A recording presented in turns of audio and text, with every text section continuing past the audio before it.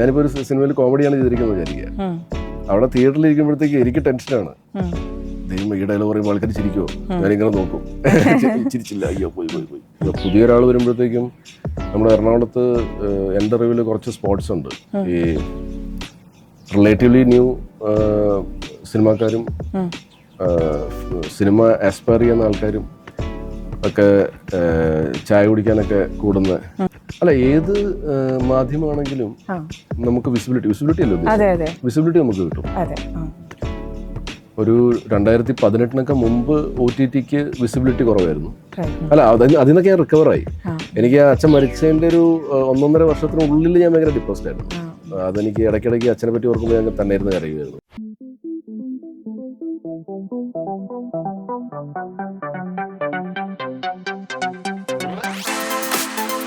ശരിക്കും എത്ര ഡിഫിക്കൽട്ടാണ് ഒരു ആക്ടറിന് ഇപ്പോൾ ഉള്ള ഇൻഡസ്ട്രിയിൽ സർവൈവ് ചെയ്യാൻ? ഭയങ്കര ഡിഫിക്കൽട്ടാണ്. ബിക്കോസ് നമ്മുടെ എപ്പോഴെങ്കിലുമൊക്കെ പടങ്ങൾ ഹിറ്റായിക്കൊണ്ടിരിക്കണം, നമ്മുടെ കഥാപാത്രങ്ങൾ ഇഷ്ടപ്പെട്ടുകൊണ്ടിരിക്കണം. പിന്നെ നമ്മുടെ പെർഫോമൻസ് കണ്ടിട്ട് ആൾക്കാർക്ക് ബോറടിക്കാൻ തുടങ്ങിയാൽ അത് ഓട്ടോമാറ്റിക്കലി ഫിലിം ഇൻഡസ്ട്രിക്ക് അത് മനസ്സിലാവും. ഇവനെ കണ്ട വലിയ പ്രതികരണമൊന്നും ഇല്ല തിയേറ്ററിൽ. അങ്ങനെ. സോ പ്രത്യേകിച്ച് ഈ കോമഡിയൻസിന്റെ കാര്യത്താണ്, കോമഡി ഹാൻഡിൽ ചെയ്യുന്ന ആക്ടേഴ്സിന് എല്ലാവരും ഇങ്ങനെ നോക്കും. സീരിയസ് റോൾ ഹാൻഡിൽ ചെയ്യുന്ന ആൾക്കാർക്ക് പിന്നെയും കുഴപ്പമില്ല. എന്നുവെച്ചാൽ സീരിയസ് റോൾ ഹാൻഡിൽ ചെയ്യുന്ന ആൾക്കാർ സപ്പോർട്ടിങ് ആക്ടേഴ്സ് കേട്ടോ, തിയേറ്ററിൽ സ്ക്രീനിൽ വരുമ്പോഴത്തേക്കും അങ്ങനെ ഭീകര പ്രതികരണമൊന്നും ഉണ്ടാവില്ലല്ലോ, because they are playing serious characters. മറ്റേത് ഇവരെല്ലാവരും നോക്കിയിരിക്കുന്നത് ഇയാൾ ഡയലോഗ് പറയുമ്പോഴത്തേക്ക് ചിരിക്കുമോ എന്നുള്ളതാണ്. അവിടെ കോമഡി ഹാൻഡിൽ ചെയ്യുന്ന, ഇപ്പം ഞാനൊരു സിനിമയിൽ, ഇപ്പം ഞാൻ സീരിയസും കോമഡിയൊക്കെ ചെയ്യുന്ന ആളാണ്. ഞാനിപ്പോൾ ഒരു സിനിമയിൽ കോമഡിയാണ് ചെയ്തിരിക്കുന്നത് വിചാരിക്കുക.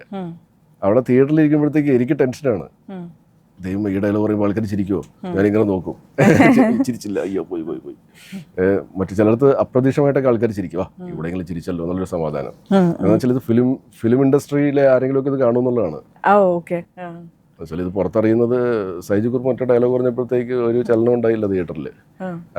അപ്പം പിന്നെ ഇയാളെ കണ്ട് ബോറടിച്ച് തുടങ്ങി. അതാരും പറഞ്ഞിട്ട് കുറ്റമില്ല, കാര്യമില്ല. അങ്ങനെയാണ് അതിന്റെ ഒരു. അങ്ങനെ പോവും അപ്പൊ തിയേറ്ററിൽ കാണാൻ? തിയേറ്ററിൽ ഞാൻ പോകും. പക്ഷേ ടെൻഷൻ വരില്ല, എല്ലാവരും റെക്കഗ്നൈസ് ചെയ്യുകയൊക്കെ ചെയ്യില്ലേ? റെക്കഗ്നൈസ് എറണാകുളത്ത് അങ്ങനത്തെ വലിയ പ്രശ്നമൊന്നുമില്ല. എറണാകുളത്ത് എനിക്ക് തോന്നുന്ന സൂപ്പർ സ്റ്റാർസ് പോയാൽ മാത്രമേ, നമ്മളെ പോലുള്ള ആക്ടേഴ്സിനൊക്കെ അവർ എപ്പോഴും കണ്ടോണ്ടിരിക്കുന്നതല്ലേ. ഞാൻ കടയിൽ പോകുന്നു, ഞാൻ അവിടെ പോകുന്നു, ഞാൻ ഇവിടെ പോകുന്നു, എല്ലാം ആൾക്കാർ കാണുന്നുണ്ട്. അപ്പോൾ അവർക്ക് വലിയ, നമ്മളെ കാണുമ്പോൾ ഒന്ന് അക്നോളജ് ചെയ്യും. അല്ലാതെ വന്നിട്ട് നമ്മളെ അങ്ങനെ സംസാരിക്കും, അല്ലെങ്കിൽ സെൽഫിയൊക്കെ എടുക്കും. പിന്നെ അത് നമ്മൾ എൻജോയ് ചെയ്യുക എന്നുള്ളതാണ്. അതെ. ഇപ്പോൾ ഒരു നിർമ്മാതാവായി, അപ്പം പണ്ട് ചാൻസ് ചോദിച്ച് നടക്കുന്ന സൈജു ഗ്രൂപ്പിനോട് ഇപ്പോഴത്തെ നിർമ്മാതാവായ സൈജു ഗ്രൂപ്പ് എന്ത് അഡ്വൈസാണ് കൊടുക്കുക? നിർമ്മാതാവായി പ്രൊഡ്യൂസർ ആയല്ലോ, അപ്പൊ പണ്ട് ചാൻസ് ചോദിച്ച് നടന്ന സൈജു ഗ്രൂപ്പിനോട് ഇപ്പോഴത്തെ നിർമ്മാതാവായ സൈജു ഗ്രൂപ്പ് എന്ത് അഡ്വൈസ് ആണ് കൊടുക്കുക? ഒരു വല്ലാത്ത പ്രശ്നമായി പോയി ഇതിനെപ്പറ്റി. അഡ്വൈസ്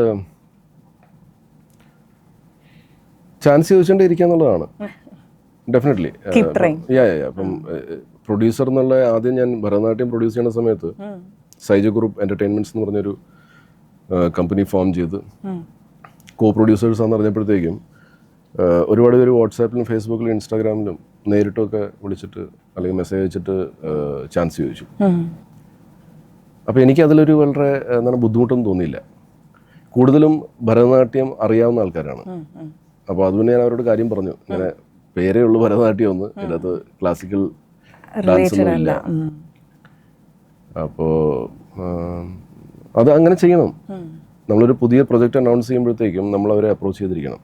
പുതിയ പ്രൊജക്റ്റ് അനൗൺസ് ചെയ്യുന്നതിന് മുമ്പേ നമ്മൾ അറിയുകയാണെങ്കിൽ അപ്പോഴേ അപ്രോച്ച് ചെയ്യണം. എന്നുവെച്ചാൽ ഈ അനൗൺസ് ചെയ്ത് കഴിയുമ്പോഴത്തേക്കും പിന്നെ ഓൾമോസ്റ്റ് കാസ്റ്റിംഗ് ചിലപ്പോൾ കഴിഞ്ഞു കാണും. പിന്നെ നമ്മൾ ആ സമയത്ത് അറിയുന്നുള്ളെങ്കിൽ പിന്നെ വേറെ ഒന്നും പറയാൻ പറ്റില്ല. അപ്പം നമ്മൾ വെൽ കണക്റ്റഡ് ആയിട്ട് എല്ലാവരുമായിട്ടിരിക്കുക എന്നുള്ളതാണ്. പുതിയൊരാൾ വരുമ്പോഴത്തേക്കും നമ്മുടെ എറണാകുളത്ത് എൻ്റെ അറിവിൽ കുറച്ച് സ്പോട്സ് ഉണ്ട്. ഈ റിലേറ്റീവ്ലി ന്യൂ സിനിമാക്കാരും സിനിമ ആസ്പയർ ചെയ്യുന്ന ആൾക്കാരും ഒക്കെ ചായ കുടിക്കാനൊക്കെ കൂടുന്ന, ഒന്ന് നമ്മുടെ സ്റ്റേഡിയത്തിൻ്റെ 360 ഡിഗ്രിയിൽ എവിടെയൊക്കെ അവരുടെ സ്പോട്ട്സ് ഉണ്ട്. പിന്നെ പനമ്പള്ളി നഗറിൽ സ്പോട്ട്സ് ഉണ്ട്. അത് നമുക്ക് ക്ലിയർ ആയിട്ട് കാണുമ്പോൾ നമുക്ക് മനസ്സിലാവും സിനിമ ആസ്പിറൻ്റ് ആണ് അല്ലെങ്കിൽ റിലേറ്റീവ്ലി ന്യൂ ആൾക്കാരാണ്. പിന്നെ നമുക്ക് പരിചയമുള്ള ആൾക്കാരൊക്കെ നമ്മളവിടെ കാണാറുണ്ട്. ഷോർട്ട്സും ടീഷർട്ടൊക്കെ ഇട്ട് താടിയൊക്കെ വളർത്തി നല്ല ചുള്ളന്മാര് സിനിമ ആസ്പിറൻസ് എന്ന് നമുക്ക് മനസ്സിലാവും കണ്ട. അപ്പം അവരുമായിട്ടൊക്കെ ഇത് ചെയ്ത് വയ്ക്കുക. അപ്പം നമുക്ക് ന്യൂസ് കിട്ടുമല്ലോ, ആർക്കെങ്കിലും ഒരു ന്യൂസ് കിട്ടുമല്ലോ, അത് ഇവിടെ ഇങ്ങനെ ഓഡിഷൻ ഉണ്ട് അല്ലെങ്കിൽ പുതിയ സിനിമകൾ തുടങ്ങാൻ പോകുന്നുണ്ട്. അപ്പോൾ അവരുടെ കോൺടാക്ട് നമ്പർ, ആ ടീമിൻ്റെ കോൺടാക്ട് നമ്പർ കണ്ടുപിടിച്ച് വിളിക്കുക എന്നുള്ളതാണ്. അതേപോലെ തന്നെ എനിക്കും വന്നപ്പോൾ എനിക്കും പ്രത്യേകിച്ച് എനിക്ക് സർപ്രൈസും ഉണ്ടായില്ല. ബിക്കോസ് ഇത് പ്രൊഡക്ഷൻ കമ്പനി തുടങ്ങുന്നതിന് മുമ്പേ ചിലവർ നമ്മളൊക്കെ പറയില്ല, അടുത്ത പടത്തിൽ നിങ്ങൾ അഭിനയിക്കുന്ന പടത്തിൽ എന്തെങ്കിലും ഉണ്ടെങ്കിൽ പറയണമെന്നൊക്കെ. So I try to do that. പക്ഷെ മെജോറിറ്റി ടൈംസ് അത് വർക്കൗട്ട് ആകാറില്ല. അപ്പോൾ എൻ്റെ കുറച്ച് അടുത്ത പരിചയക്കാർ, ഞങ്ങളൊക്കെ ഒരേ സമയത്ത് വന്ന ആൾക്കാർ, ഞാൻ അവരെ പറ്റിയൊക്കെ ഞാൻ പറയുന്നുണ്ട്. പക്ഷേ they think that I am not suggesting their names. സംഭവിക്കാന്ന് വെച്ചാൽ നമ്മൾ സജസ്റ്റ് ചെയ്തത് വർക്കൗട്ട് ആവുകയാണെങ്കിൽ മാത്രമല്ലേ നമ്മൾ അവരെ അറിയിക്കേണ്ട കാര്യമുള്ളൂ. അല്ലെങ്കിൽ ഞാൻ സജസ്റ്റ് ചെയ്തു, ദർശനയുടെ പേര് ഞാൻ സജസ്റ്റ് ചെയ്തു, അതുകൊണ്ട് ഞാൻ വിളിച്ച് ദർശന ഞാനവിടെ സജസ്റ്റ് ചെയ്തിട്ടുണ്ട് കേട്ടോ, അപ്പോൾ നിങ്ങൾക്ക് വെരി ഗുഡ്, അപ്പോൾ ചിലപ്പോൾ നടന്നില്ലെങ്കിൽ പിന്നെ അത് കൂടുതൽ നടക്കുവാണെങ്കിൽ അറിയിച്ചാൽ മതിയല്ലോ. പക്ഷെ ചിലവരൊക്കെ ചിന്തിക്കുന്നത് ഒന്നും സജസ്റ്റ് ചെയ്യുന്നില്ല, അങ്ങനെയൊക്കെ. കുഴപ്പമില്ല, ഇപ്പോൾ എന്ത് ചെയ്യാൻ പറ്റും. പക്ഷേ എന്ന് വെച്ചാൽ ഞാനത് സജസ്റ്റ് ചെയ്യാണ്ടിരിക്കുന്നില്ല. ഞാൻ നമുക്കൊരു ക്യാരക്ടർ കേൾക്കുമ്പോഴത്തേക്ക് ഇതിൻ്റെ ആരെങ്കിലും നിങ്ങൾ ഫിക്സ് ചെയ്തിട്ടുണ്ടോ ആസ് ആക്ടർ? അപ്പോൾ ഇല്ലെന്ന് പറഞ്ഞാൽ ഇദ്ദേഹം നന്നായിരിക്കും, ഒന്ന് ആലോചിച്ച് നോക്കിയേ. അപ്പം അങ്ങനെ കുറേ പടത്തിൽ വർക്കൗട്ട് ആയിട്ടുമുണ്ട് ചില ആക്ടേഴ്സ്. ഫോർ എക്സാമ്പിൾ ട്രിവാൻഡ്രം ലോഡ്ജിൽ ഹണി റോസിൻ്റെ ഹസ്ബൻഡായിട്ട് ഒരു ക്യാരക്ടർ. അപ്പം ഞാൻ റെഡി ആയിട്ടിരിക്കുകയാണ് അഭിനയിക്കാൻ വേണ്ടിയിട്ട്. പക്ഷേ VKPയും നമ്മുടെ അസോസിയേറ്റ് വാവച്ചേട്ടനും എല്ലാവരും ഭയങ്കര ഡിസ്കഷൻ. അപ്പോൾ അവിടെ നിന്നിട്ട് ചൂടെടുത്തിട്ട് പോയി ലൈറ്റ്സിൻ്റെ ഒക്കെ. ഒരു 5 മിനിറ്റ് കഴിഞ്ഞിട്ട് 10 മിനിറ്റ് 15 മിനിറ്റ് കഴിഞ്ഞിട്ട് ഞാൻ ലാസ്റ്റ് വാവച്ചേട്ടൻ വിളിച്ചിട്ട്, വാവച്ചേട്ടൻ എന്താ നമുക്ക് എടുക്കാം, ഞാൻ ഡയലോഗൊക്കെ പ്രിപ്പയർ ആയിട്ടിരിക്കുക. അല്ല സേച്ചു, നാളെയാണ് നമുക്ക് ആ ഹോട്ടലിൻ്റെ 5 സ്റ്റാർ ഹോട്ടലാണ്, ആ ഹോട്ടലിൻ്റെ പെർമിഷൻ കിട്ടിയിരിക്കുന്നത്. അപ്പോൾ ഹണിയുടെ ഹസ്ബൻഡായിട്ട് ഒരാളെ കിട്ടിയിട്ടില്ല. ഞാൻ പറഞ്ഞത് എങ്ങനത്തെ ആളെ വേണ്ടത്? അപ്പോൾ പറഞ്ഞ് കണ്ടാൽ തന്നെ നല്ല ആറ്റിറ്റ്യൂഡുള്ള ഒരാൾ, അത്യാവശ്യം റിച്ചാണ് ആള്, പക്ഷെ ഭയങ്കര പ്രശ്നക്കാരനാണ്, അങ്ങനെയൊക്കെ പറഞ്ഞ്. അപ്പം ഞാൻ പറഞ്ഞ് എൻ്റെ ഒരു ഫ്രണ്ടുണ്ട് നിഖിൽ, ഓക്കെ ആണെന്ന് ചോദിച്ചു. നിഖിൽ ഓക്കെ ആയിരിക്കും. അപ്പോൾ VK വിളിച്ച് ചോദിച്ചു, അവിടെ അനൂപനെ വിളിച്ച് ചോദിച്ചപ്പോൾ എല്ലാവരും ഓക്കെ. അങ്ങനെ നിഖിൽ എൻ്റെ അത് അഭിനയിച്ചു. സോ ചില സമയത്തൊക്കെ അത് വർക്കാവും നമ്മൾ പറയുന്നത്. മാക്സിമം ടൈംസ് അവർ തന്നെ അവരുടെ മനസ്സിൽ ഓരോ ആക്ടേഴ്സിനെ ഫിക്സ് ചെയ്ത് കാണും, അപ്പോൾ അത് വർക്കാവില്ല. അപ്പം ഞാനും ഇതേപോലെ ഞാൻ ആക്ടേഴ്സിൻ്റെ ഒക്കെ നേരത്തേക്ക് ഞാൻ പറഞ്ഞിട്ടുണ്ട് അടുത്ത പടത്തിൽ എന്തെങ്കിലും ഉണ്ടെങ്കിൽ പറയണമെന്ന്. അപ്പോൾ അവരും അത് എൻ്റെ കാര്യങ്ങൾ പറഞ്ഞു കാണും. പക്ഷേ ആ സമയത്ത് ചിലപ്പോൾ അത് വർക്കൗട്ടായി കാണില്ല. എന്ന് വെച്ച് ഞാൻ പറഞ്ഞു വർക്കൗട്ട് ആകുന്നില്ല, അപ്പം ഞാൻ ഒരിക്കലും വിചാരിക്കില്ല അവർ എനിക്ക് വേണ്ടൊന്നും ചെയ്യുന്നില്ലെന്ന്. റൈറ്റ്. നടനിൽ നിന്ന് നിർമ്മാതാവായ ആ ഒരു ജേർണി, ലൈക്ക് ഭരതനാട്യം പ്രൊഡ്യൂസ് ചെയ്യാം എങ്ങനെയാണ് ഒരു ഡിസിഷനിലേക്ക് എത്തിയത്? വിജയബാബു പറഞ്ഞിരുന്നത് ആദ്യത്തെ പടം പ്രൊഡ്യൂസ് ചെയ്യുന്ന ആദ്യത്തെ പടം ഹിറ്റാവണം, അങ്ങനത്തെ സ്ക്രിപ്റ്റ് സെലക്ട് ചെയ്യണം. വെറുതെ പോയൊരു പടം, നമുക്കൊരു പടം പ്രൊഡ്യൂസ് ചെയ്യാൻ വളരെ എളുപ്പമാണ്, പക്ഷേ അത് വർക്കൗട്ട് ആയില്ലെങ്കിൽ ഭയങ്കര പ്രശ്നമാണ്. അപ്പോൾ ഈ സ്ക്രിപ്റ്റ് വായിച്ചപ്പോഴത്തേക്ക് എനിക്ക് തോന്നി ഈ പടം ഏക്കുമെന്ന്. അങ്ങനെയാണ് ഞാൻ, അപ്പോൾ തോമസ് ചേട്ടൻ ഓൾറെഡി അത് ചെയ്യാമെന്ന് സമ്മതിച്ചു. അപ്പോൾ തോമസ് ചേട്ടൻ എന്നെ വെച്ച് പാപ്പച്ചനുള്ളിലാണെന്ന് പറഞ്ഞൊരു സിനിമ ചെയ്തായിരുന്നു. പിന്നെ അദ്ദേഹത്തിൻ്റെ തന്നെ മെഹൂ മൂസയിലും ഞാൻ അഭിനയിച്ചിട്ടുണ്ട്. അപ്പോൾ എനിക്ക് കുറച്ച് വർഷങ്ങളായിട്ട് അദ്ദേഹത്തിനെ അറിയാം. He's A very good human being. വളരെ ട്രാൻസ്പെറൻ്റ് ആണ് എല്ലാ കാര്യങ്ങളും, എല്ലാവരുമായിട്ട് ഒരേ ബിഹേവിയറാണ്. അപ്പോൾ ഞാൻ അതിനെയൊക്കെ ഭയങ്കരമായിട്ട് വാല്യൂ ചെയ്യുന്ന ആളാണ്. അപ്പോൾ അദ്ദേഹമായിട്ട് ഞാൻ പാർട്ട്ണർഷിപ്പ് ചെയ്യുകയാണെങ്കിൽ എനിക്ക് വലിയ ടെൻഷനൊന്നും ഉണ്ടാവില്ല എന്നുള്ളത് എനിക്കറിയായിരുന്നു. അപ്പോൾ അതുകൊണ്ടാണ് ഞാൻ തോമസ് ചേട്ടൻ്റെ ഞാൻ റിക്വസ്റ്റ് ചെയ്ത് ഞാനും കൂടെ കോ പ്രൊഡ്യൂസർ ആയിക്കോട്ടെ എന്ന്.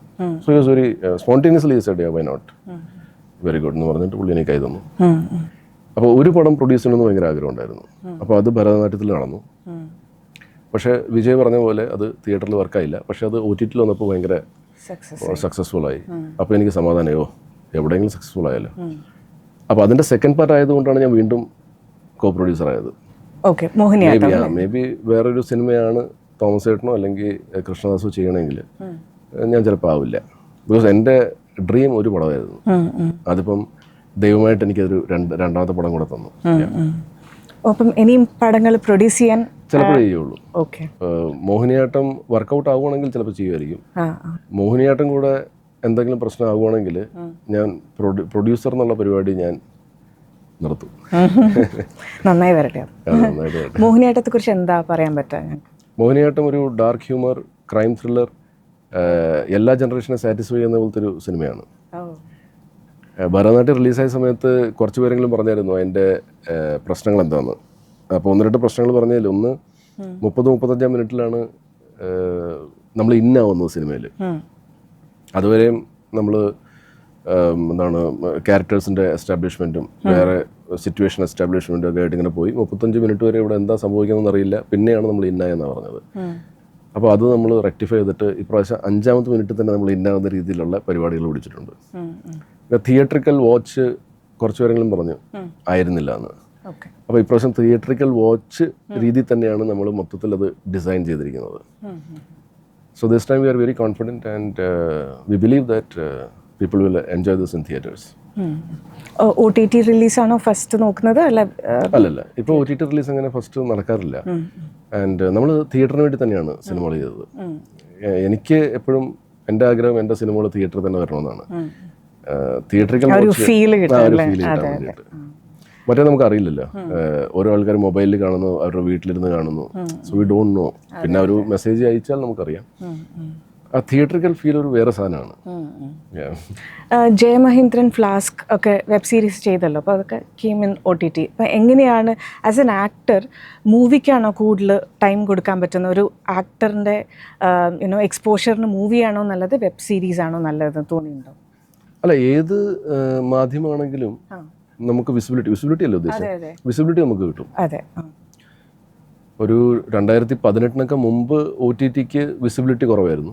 പക്ഷേ ഇപ്പം തിയേറ്ററിൻ്റെ അത്രയും തന്നെ വിസിബിലിറ്റി, അല്ലെങ്കിൽ അതിനേക്കാളും മേളിൽ വിസിബിലിറ്റി OTTക്ക് ഉണ്ട് ഡെഫിനറ്റ്ലി. പിന്നെ സാറ്റലൈറ്റ് ചാനൽസ് ഉണ്ട്, യൂട്യൂബ് ഉണ്ട്, ഫേസ്ബുക്കിലും ഇൻസ്റ്റാഗ്രാമിലും റീൽസ് ഉണ്ട്, എല്ലാത്തിനും വിസിബിലിറ്റി ഉണ്ടല്ലോ. സോ അങ്ങനെ നമുക്ക് ഇതിന് കൂടുതൽ അതിന് കൂടുതലൊന്നും പറയാൻ പറ്റില്ല. ജയമഹേന്ദ്രൻ ഡെഫിനറ്റ്ലി എന്താണ് സോണി ലീവ് പോലത്തെ ഒരു പ്ലാറ്റ്ഫോമിലാണ് അത് സ്ട്രീം ചെയ്തത്. സോ അതിന് നല്ല വിസിബിലിറ്റി കിട്ടി നമുക്ക്. Visibility is there. ഏത് എൻജോയ് ചെയ്യുന്ന ഏത് ചെയ്യുമ്പോഴാണ്? മൂവിയാണോ വെബ് സീരീസ് ആണോ? എല്ലാം അഭിനയമല്ലേ. ഇപ്പം നമ്മൾ വെബ് സീരീസ് ആകുമ്പോഴത്തേക്കും നമ്മൾ വേറൊരു അഭിനയം, അല്ലെങ്കിൽ ഹാർഡർ അഭിനയം, അല്ലെങ്കിൽ സിനിമയിൽ ഭയങ്കര പ്രയാസമുള്ള അഭിനയം, അങ്ങനെയല്ല. നമ്മളൊരു കഥാപാത്രം വെച്ചിട്ടാണല്ലോ. പിന്നെ വെബ് സീരീസ് ഷൂട്ട് ചെയ്യപ്പെടുന്നത് സിനിമയുടെ ഒരു ഇതിൽ തന്നെയാണ്. ആക്ച്വലി അതിനേക്കാളും ഇപ്പം ഞാൻ ലീഡ് റോൾ ചെയ്യുന്ന ഒരു സിനിമയെക്കാളും 3 times ബഡ്ജറ്റ് കൂടുതലായിരുന്നു ജയമഹേന്ദ്രൻ. അപ്പോൾ അത്രയും നമുക്ക് ബഡ്ജറ്റും കിട്ടും, കുറച്ചുകൂടെ വലിയ ഇൻഫ്രാസ്ട്രക്ചറിൽ നമുക്ക് ചെയ്യാൻ പറ്റും. അപ്പം ഞാനിത് വെബ് സീരീസാണ് അഭിനയിക്കണം എന്നുള്ളത് എൻ്റെ തോട്ട് പ്രോസസ്സിലേ ഇല്ല. ഞാൻ അഭിനയിക്കുവാണ്. ഞാൻ ഷോർട്ട് ഫിലിംസ് ചെയ്തിട്ടുണ്ട്. ഷോർട്ട് ഫിലിംസ് ചെയ്യുമ്പോഴത്തേക്കും ചിലപ്പോൾ ക്യാമറ നമ്മുടെ വലിയ ക്യാമറ ആയിരിക്കില്ല, ചെറിയ ക്യാമറ ആയിരിക്കും. നമ്മളിപ്പോൾ ഷൂട്ട് ചെയ്യുന്ന പോലത്തെ ക്യാമറ ആയിരിക്കും. പക്ഷേ നമ്മൾ ക്യാമറയല്ല നമ്മൾ നോക്കുന്നത്, നമ്മൾ അഭിനയിക്കുവാണ്. അത് നമ്മൾ സിനിമയിൽ എങ്ങനെ ആത്മാർത്ഥമായിട്ട് അഭിനയിക്കുന്നു, ആ ആത്മാർത്ഥത ഷോർട്ട് ഫിലിംസിലും ഉണ്ട്, വെബ് സീരീസിലും ഉണ്ട്, സിനിമയിലും ഉണ്ട്.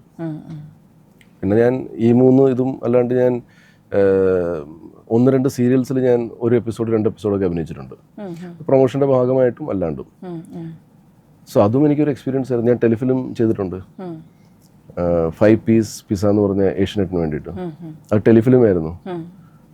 അപ്പോൾ അത് ഷോർട്ട് ഫിലിമിൻ്റെ ക്യാമറയും സിനിമയുടെ ക്യാമറയും കൂടെ ഇടയിലുള്ളൊരു ക്യാമറ, മീഡിയം സൈസ് ക്യാമറ, അത് വെച്ച് അത് ഷൂട്ട് ചെയ്തത്. സോ ഈ വിഷ്വൽ മീഡിയം മിക്കവാറൊക്കെ ഞാൻ കവർ ചെയ്തിട്ടുണ്ട്. പിന്നെ സ്റ്റേജ് ഞാൻ ചെയ്യില്ല, എനിക്ക് പേടിയാ. തിയേറ്റർ. അതെ, തിയേറ്റർ. ഇപ്പോൾ അജു വർഗീസ്, ഹരിശ്രീ അശോകൻ, എല്ലാ ഫേമസ് ആക്ടേഴ്സൊക്കെ വെബ് സീരീസ് ചെയ്യുന്നുണ്ട്. അപ്പം മലയാളം സിനിമയ്ക്കും വെബ് സീരീസിനും എന്താ ഒരു future? Do you think it has A bright future? എങ്ങനെയാണ്? ഡെഫിനറ്റ്ലി വെബ് സീരീസ് ഡെഫിനറ്റ്ലി അതിനൊരു ഫ്യൂച്ചറുണ്ട്. നമ്മൾ നല്ല പ്രൊഡക്റ്റ് കൊടുത്താൽ ഒരുപാട് വ്യൂവേഴ്സ് കിട്ടും. അതുകൊണ്ട് തന്നെയാണ് ഈ നമ്മുടെ OTT പ്ലാറ്റ്ഫോംസ് ഇത്ര ഇൻവെസ്റ്റും ചെയ്യുന്നത്. ഇപ്പോൾ ജയമേന്ദ്രൻ പോലത്തെ ഒരു ഇതിന് ഞാൻ അഭിനയിക്കുന്ന സിനിമയുടെ ട്രിപ്പിൾ ബഡ്ജറ്റ് എന്ന് പറയുമ്പോഴത്തേക്ക് അത്രയും ബഡ്ജറ്റ് കൊടുക്കുന്നത് അവർക്ക് അത്രയും റിട്ടേൺസ് ഉണ്ടാവും എന്നുള്ളൊരു ഇത് വെച്ചിട്ടാണ് അല്ലേ, അല്ലെങ്കിൽ ഒരിക്കലും ഒരു കമ്പനി അങ്ങനെ ഇൻവെസ്റ്റ് ചെയ്യില്ലല്ലോ. അതെ അതെ. സോ അതിന് എന്താണ് ഒരുപാട് സാധ്യതകളുണ്ട്. സോ ഇനിയും ഒരുപാട് എന്താണ് വെബ് സീരീസുകൾ വരുന്നുണ്ട്. എനിക്ക് ചാൻസ് കിട്ടുവാണെങ്കിൽ ഇനി ഞാൻ വെബ് സീരീസിൽ അഭിനയിക്കും. ഭയങ്കര സീരിയസ് ചോദ്യങ്ങൾ ചോദിച്ചെന്ന് തോന്നില്ല, ഇനിയിപ്പോൾ കുറച്ച് ഫണ്ണി ചോദ്യങ്ങൾ ചോദിക്കാം.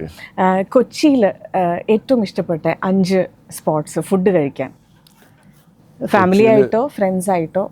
സ്വർഗത്തിൽ പോകാറുണ്ട്, പിന്നെ നമ്മുടെ ഇവിടെ ഇടയ്ക്ക് പോകാറുണ്ട്. എൻ്റെ പേര് പെട്ടെന്ന്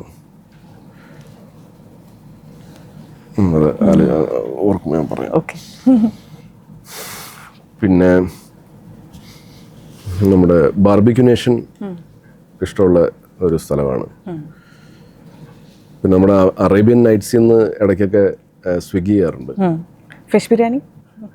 ഫിഷ് ബിരിയാണി അല്ല, ഞാൻ അവിടെ നിന്ന് നമ്മുടെ ചിക്കൻ മന്തി, അവിടെ ഒരു സ്പെഷ്യൽ ചിക്കൻ മന്തിയുണ്ട്, അത് നല്ല ടേസ്റ്റിയാണ്. ചിക്കൻ ഞാൻ കഴിക്കും, റൈസ് ഇടയ്ക്ക് വല്ലപ്പോഴേ കഴിയുള്ളൂ. ഉട്ടോപ്പിയ, കഫേ ഉട്ടോപ്പിയ, അതെ, അമൃത സുരേഷിൻ്റെ. അപ്പോൾ അവിടെ ഇടയ്ക്ക് പോകാറുണ്ട്. അവിടുത്തെ പാൽക്കപ്പയും ബീഫും അടിപൊളിയാണ്. അപ്പം അങ്ങനത്തെ കുറച്ച് സ്ഥലങ്ങൾ. സിനിമയിലോ പുറത്തോ കൂടെ നിൽക്കുന്ന, എന്ത് ഇഷ്യൂ വന്നാലും കൂടെ നിൽക്കുന്ന 5 സുഹൃത്തുക്കളുടെ പേര് പറയാൻ പറ്റുമോ? ആക്ടേഴ്സ് ആവാം. പുറത്തല്ലേ? ഒന്ന് നിഖിൽ മേനനാണ്. നിഖിൽ മേനൻ ഞങ്ങൾ എല്ലാ ദിവസവും അങ്ങനെ സംസാരിക്കാറൊന്നുമില്ല, പക്ഷേ he himself says that I am your 2 AM friend. ശരിയാണത്. എനിക്ക് ഏത് സമയം വേണമെങ്കിലും വിളിക്കാം, എൻ്റെ കൂടെ നിൽക്കും. It's a very good friend. പിന്നെ ഇപ്പോൾ ഉള്ള ഞാൻ എന്നെ വെച്ച് സിനിമകൾ ചെയ്തിരിക്കുന്ന സംവിധായകരും ആ ടീംസും ഒക്കെ, ഇപ്പോൾ ഞാൻ ഓരോ ആൾക്കാരുടെ പേര് ഞാൻ പറയുന്നില്ല, യങ്സ്റ്റേഴ്സ് ആയിട്ടുള്ള അവരൊക്കെ എല്ലാവർക്കും നമ്മളോടുള്ള അപ്രോച്ചും നമ്മളുടെ ആ ഫ്രീഡമും ഒക്കെ കാണുമ്പോൾ നമുക്കറിയാം they will be there for me. അതെ അതെ അതെ, ഇൻക്ലൂഡിങ് മിഥുൻ, അങ്ങനെയുള്ള യങ്സ്റ്റേഴ്സ് എല്ലാവരും എന്നെക്കാളും ഉള്ളതാണല്ലോ. പിന്നെ എത്രയോ പേര്, അവരൊക്കെ എൻ്റെ കൂടെ നിൽക്കും ഞാൻ സത്യത്തിൻ്റെ ഭാഗത്തിലാണെങ്കിൽ. അങ്ങനെ നിൽക്കാൻ പാടുള്ളൂ. അപ്പം നിഖിൽ മേനൻ എൻ്റെ അതേ സെയിം ഏജ് ഗ്രൂപ്പാണ്. എൻ്റെ അച്ഛൻ മരിച്ചപ്പം ഞാൻ വടകരയിലായിരുന്നു, അച്ഛൻ ചേർത്തലയിലാണ് ആക്സിഡൻറ്റ് സംഭവിച്ചത്. ഞാൻ ഏറ്റവും അധികം വിളിച്ച 2 പേരാണ്, ഒന്ന് നിഖിൽ മേനനും ഒന്ന് നീനയും, നമ്മുടെ RJ നീന. അപ്പോൾ അമ്മ ഇവിടെ ആസ്റ്റർ മെഡിസിറ്റിയിലേക്ക് 2 പേരും കൂടെ പോകുന്ന സമയത്താണ് ആക്സിഡൻറ്റ് സംഭവിച്ചത്. അച്ഛൻ ഓൺ ദ സ്പോട്ട് മരിച്ചു. അപ്പോൾ അച്ഛൻ്റെ ബോഡി വെച്ചിരുന്നത് തുറവൂര് ആശുപത്രിയിലാണ്. അപ്പം നിഖിലിനോട് ഞാൻ അങ്ങോട്ടും പോകാൻ പറഞ്ഞു. വെച്ചാൽ എനിക്ക് വടകരയിൽ നിന്ന് എത്തണമല്ലോ. നീനോട് ഞാൻ വൈഫിനെയും കൂട്ടി അമ്മയുടെ അടുത്തേക്കും പോകാൻ വേണ്ടി പറഞ്ഞു. ഭാഗ്യത്തിന് 2 പേരും ആ ദിവസം ഫ്രീ ആയിരുന്നു. ഇനി ഫ്രീ അല്ലെങ്കിൽ തന്നെ അവരെന്നോട് പറഞ്ഞിട്ടില്ല, പക്ഷേ ഫ്രീ ആക്കി അവർ പോയതായിരിക്കും. അപ്പോൾ അത്രയും സപ്പോർട്ടുള്ള ആൾക്കാരാണ്. ഇവരൊക്കെ തന്നെയാണ് നമ്മുടെ pillar. Sorry I triggered that memory of yours. അല്ല, ദാറ്റ്സ് ഓക്കെ. അല്ല, അതിൽ നിന്നൊക്കെ ഞാൻ റിക്കവറായി. എനിക്ക് അച്ഛൻ മരിച്ചതിൻ്റെ ഒരു 1.5 വർഷത്തിനുള്ളിൽ ഞാൻ ഭയങ്കര ഡിപ്രസ്ഡ് ആയിരുന്നു. അതെനിക്ക് ഇടയ്ക്കിടയ്ക്ക് അച്ഛനെ പറ്റി ഓർക്കുമ്പോൾ ഞാൻ തന്നെ ഇരുന്ന് കരയുമായിരുന്നു. പക്ഷേ ഇപ്പം അതിൽ നിന്നൊക്കെ മനുഷ്യർക്ക് ദൈവം തന്നൊരു ഭയങ്കര ഇതാണല്ലോ, ഒരു പവർ ടു ഫോർഗെറ്റ്. അപ്പം ആ മറവി നല്ലതാണ് എങ്ങനെയുള്ള കാര്യത്തിൽ. Achan was a great source of inspiration for you. Yeah, definitely. Achan was an inspiration. And Achan wanted me to do some other work. Because സിനിമയിൽ എനിക്ക് സക്സസ് കിട്ടുന്നില്ലായിരുന്നു. അപ്പം ഞാൻ സിനിമയിൽ തന്നെ അതിന് കടിച്ചു തൂങ്ങി നിൽക്കുന്നതിൽ അച്ഛനൊരു എതിരഭിപ്രായം ഉണ്ടായിരുന്നു. പിന്നെ പക്ഷേ അച്ഛൻ മരിക്കുന്നതിൻ്റെ തൊട്ട് മുമ്പ് കണ്ട പടമാണ് തീവണ്ടി. അപ്പോൾ തീവണ്ടിക്ക് അച്ഛനമ്മയും കൂടെ ചേർത്തുള്ള 2 തിയേറ്ററിൽ പോയിട്ടും ടിക്കറ്റ് കിട്ടിയില്ല. അപ്പോൾ ആ സന്തോഷത്തിലൊക്കെ ആയിരുന്നു അച്ഛൻ. അത് കഴിഞ്ഞിട്ടൊരു എനിക്ക് തോന്നുന്നത് സെപ്റ്റംബറിലായിരുന്നു തീവണ്ടി റിലീസ്. അച്ഛൻ നവംബറിലാണ് മരിച്ചത്. 2 months കഴിഞ്ഞപ്പോഴത്തേക്കാണ് അച്ഛൻ മരിച്ചത്. He'll be proud now, അല്ലേ? ഇപ്പം he should be. Very nice. യാത്രകൾ ചെയ്യാറുണ്ടോ? എങ്ങനത്തെ യാത്രകളാണ് ഫാമിലിയുടെ കൂടെ ഇഷ്ടം, ഫ്രണ്ട്സിൻ്റെ കൂടെ പോകാനാണോ? എനിക്ക് ആക്ച്വലി യാത്രകളെ ഇഷ്ടമല്ല. സമയവും കിട്ടുന്നുണ്ടാവില്ല അല്ലേ? എൻ്റെ വീട്ടുകാർക്കാണെങ്കിൽ യാത്ര ഭയങ്കര ഇഷ്ടമാണ്. എനിക്ക് യാത്ര ഇഷ്ടമല്ലാത്തൊരു മെയിൻ റീസൺ ചിലപ്പോൾ ഞാൻ യാത്രകൾ ഒരുപാട് ചെയ്യുന്നുണ്ട് പ്രൊഫഷണലി. ഓക്കെ. അപ്പോൾ അത് തന്നെയാണ് വൈഫ് പറയുന്നത്, സൈജുവിന് ഇഷ്ടം പോലെ ചാൻസ് കിട്ടുന്നുണ്ട്, ഞങ്ങൾക്ക് കിട്ടുന്നില്ല, അപ്പം ഞങ്ങളുടെ കൂടെ യാത്ര ചെയ്യുക. പക്ഷേ യാത്ര ചെയ്യാൻ വേണ്ടി പോകാറുണ്ട് ഞാൻ ഫാമിലിയായിട്ട്. അപ്പം നമ്മളിപ്പം വിത്തിൻ കേരളമൊക്കെയാണ് പോകണമെങ്കിൽ നമ്മൾ നമ്മുടെ വണ്ടിയിൽ തന്നെ പോകും.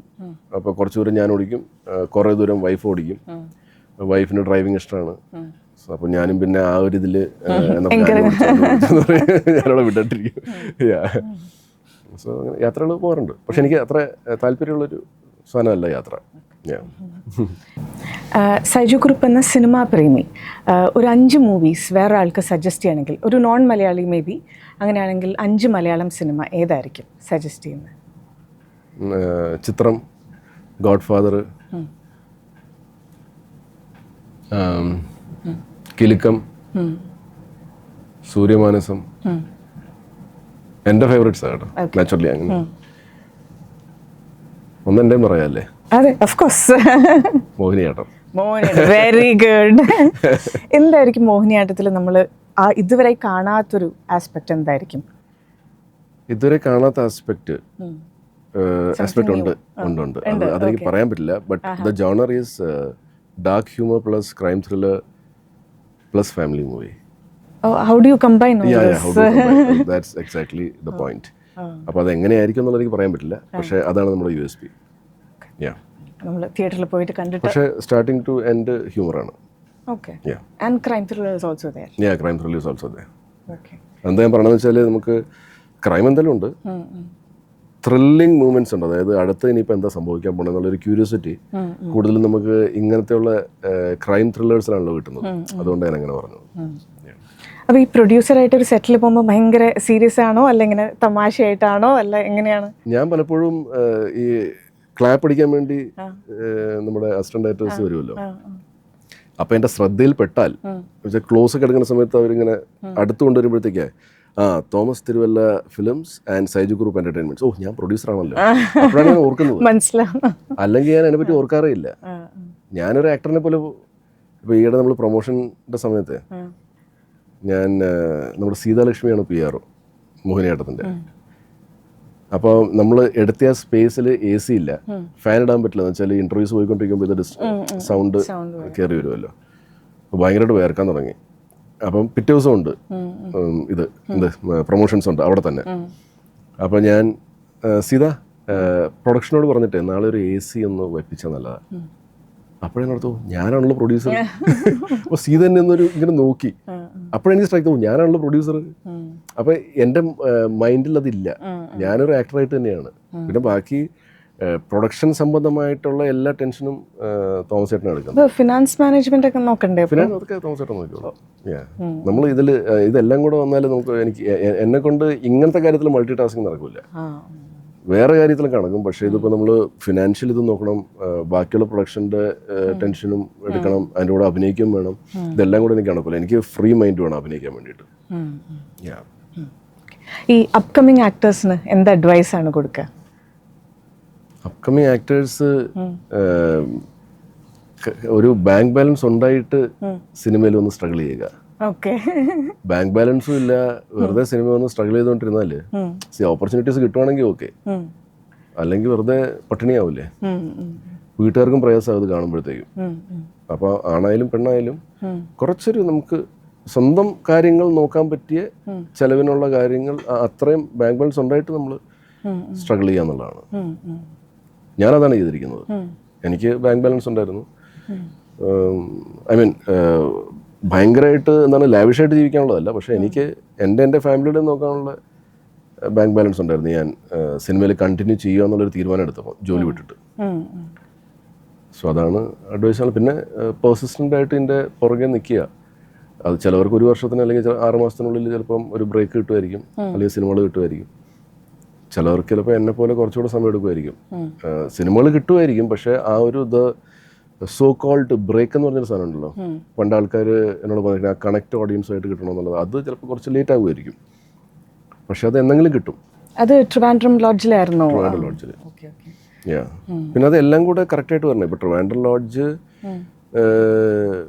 ബ്യൂട്ടിഫുൾ പോലത്തെ ഒരു 100 ദിവസം ഓടിയ പടത്തിന്റെ സെയിം ടീം ചെയ്യുന്ന ഒരു പടത്തിന്റെ ഒരു ഹൈപ്പ് ഉണ്ട് ഈ സിനിമ വരുമ്പോൾ. ഈ സിനിമ ആ സമയത്ത് വളരെ പുതിയൊരു കൺസെപ്റ്റ് ആയിരുന്നു. ആ സിനിമയുടെ പാട്ട് ഉഗ്രനായിരുന്നു. ആ സിനിമയുടെ സിനിമാറ്റോഗ്രാഫി ഉഗ്രനായിരുന്നു. ഒരു വേറെ ടൈപ്പ് ഓഫ് സിനിമാറ്റോഗ്രാഫി ആയിരുന്നു. ആ സിനിമയിൽ സക്സസ്ഫുൾ അല്ലാത്തൊരു ആക്ടറിന് ഒരിക്കലും ഹ്യൂമറും ചെയ്യാത്ത ഒരാൾക്ക് അങ്ങനത്തെ ഒരു ക്യാരക്ടർ കിട്ടുവാണ്, അതും ത്രൂ ഔട്ട് ക്യാരക്ടർ. ആ പടം ഓടുകയും ചെയ്തു. ഇത്രയും കാര്യങ്ങൾ ഒരുമിച്ച് വരുമ്പോഴാണ് ഇതൊക്കെ ബ്രേക്ക് ആവുന്നത്. അതർവൈസ് ബ്രേക്ക് ആവണമെന്നില്ല. സോ ഞാൻ പറയണത് ഈ പുതിയ ആൾക്കാരോട് ഇത്രയും കാര്യങ്ങൾ എല്ലാം ശരിയായി വരണം. അല്ലെങ്കിൽ അൾട്ടിമേറ്റ്ലി നമ്മുടെ സിനിമ ബോക്സ് ഓഫീസിൽ ഹിറ്റ് ആവണം. അപ്പോഴേ അത് ബ്രേക്ക് ആവുള്ളൂ. സോ അത് ചിലപ്പം ചില ആൾക്കാർക്ക് പെട്ടെന്ന് കിട്ടും, ചില ആൾക്ക് വിളിച്ച് ലേറ്റായിട്ട് കിട്ടും. പക്ഷെ പെർസിസ്റ്റൻസ് വിടില്ല. അപ്പോൾ ഒരു പ്രൊഡ്യൂസർ എന്ന നിലയിൽ സ്ക്രിപ്റ്റ് ആണോ ഇമ്പോർട്ടൻ്റ് അല്ല സക്സസ് വാല്യൂ? സ്ക്രിപ്റ്റ് നല്ലതാണെങ്കിൽ ഡെഫിനറ്റ്ലി സക്സസ്ഫുൾ ആവും. അതെ, വളരെ റെയർ ആയിട്ടുള്ള നല്ല സ്ക്രിപ്റ്റുള്ള സിനിമകളെ ഓടാത്തുള്ളൂ. അതിന് വേറെ കാര്യങ്ങൾ കാണും. മഴ might be one of the reason. അല്ലെ, ഒരു എക്സാമ്പിൾ പറയുകയാണ്. അല്ലെങ്കിൽ അതിൻ്റെ ഒരു മൊത്തം ഔട്ട്ലുക്ക് സിനിമ നല്ലതായിരിക്കും തിയേറ്ററിൽ, പക്ഷേ അതിൻ്റെ ട്രെയിലേഴ്സോ അല്ലെങ്കിൽ അതിൻ്റെ പോസ്റ്റേഴ്സോ ആ ഒരു പാക്കേജ് ചിലപ്പം അത്ര ഇമ്പാക്റ്റ് ഓഡിയൻസിൽ ഉണ്ടാക്കി കാണില്ല. അതായത് അവർ വീട്ടിൽ നിന്ന് തിയേറ്ററിൽ പോയി കാണാൻ മാത്രമുള്ള ഒരു ഇമ്പാക്റ്റ് ഉണ്ടായി കാണില്ല. അതുകൊണ്ടായിരിക്കാം. അപ്പോൾ പല പല റീസൺസ് ആയിരിക്കാം. ലുക്കിംഗ് ബാക്ക് ഏറ്റവും ബ്യൂട്ടിഫുൾ മൊമെന്റ് എന്തായിരുന്നു സോ ഫാറിലെ ജേർണി? അതുപോലെ ഏറ്റവും difficult moment? Difficult definitely struggling period ഡിഫിക്കൽട്ടായിരുന്നു. എന്ന് വെച്ചാൽ ഞാൻ കോർപ്പറേറ്റ് 2006 വിട്ടിട്ട് പിന്നെ 2007, 2008, 2009 ആയപ്പോഴത്തേക്കും എനിക്കിനിപ്പോൾ കോർപ്പറേറ്റിലേക്കും തിരിച്ചു പോകാൻ പറ്റില്ല, സിനിമകളും ഇല്ലാത്തൊരവസ്ഥയൊക്കെ. ആ ഒരു അവസ്ഥയിൽ ഇനി സിനിമകൾ കിട്ടുമോ, ഫാമിലിയായി, എന്താ ചെയ്യാൻ, അത് തന്നെയാണ് അച്ഛൻ്റെ. പക്ഷെ എനിക്ക് എന്തോ ദൈവത്തിൽ ഭയങ്കര വിശ്വാസമാണ്, ആയിരുന്നു, ഇപ്പോഴുമാണ്. ദൈവമായിട്ട് എൻ്റെ അഭിനയവും ശരിയാക്കി തരും, എനിക്ക് സിനിമകളും ഉണ്ടാക്കി തരും എന്നൊക്കെയുള്ള. അല്ലെങ്കിൽ പിന്നെ സിനിമയിലേക്ക് ഞാൻ എയർടെലിൽ സെയിൽസിൽ ഉണ്ടായിരുന്ന ഒരാളെ സിനിമയിലേക്ക് കൊണ്ടുവരേണ്ട ആവശ്യമില്ല. അപ്പോൾ എന്തായാലും എന്തെങ്കിലുമൊക്കെ ദൈവം തീരുമാനിച്ചു കാണും. അപ്പോൾ ആ ഒരു വിശ്വാസത്തിലാണ് നിന്നത്. അങ്ങനെ സംഭവിച്ചു. ഇത്രയും നേരത്തെ ഒരു കോൺവെർസേഷൻ ലൈഫിലേക്ക് വെരി ഓണസ്റ്റ്, ഭയങ്കര ട്രാൻസ്പെറൻ്റ് ആയ ഒരു വ്യക്തിയാണെന്ന് തോന്നി. ഇനിയും ഒരുപാട് നല്ല സിനിമകൾ ചെയ്യാൻ പറ്റട്ടെ, നമുക്കിങ്ങനെ ഇരുന്ന് കുറേ സംസാരിക്കാൻ പറ്റട്ടെ. മോഹിനിയാട്ടത്തിന് ഓൾ ദി ബെസ്റ്റ്. ഇത്രയും നേരം സമയം ചിലവഴിച്ചതിന് thank you so much. Thank you Darshana.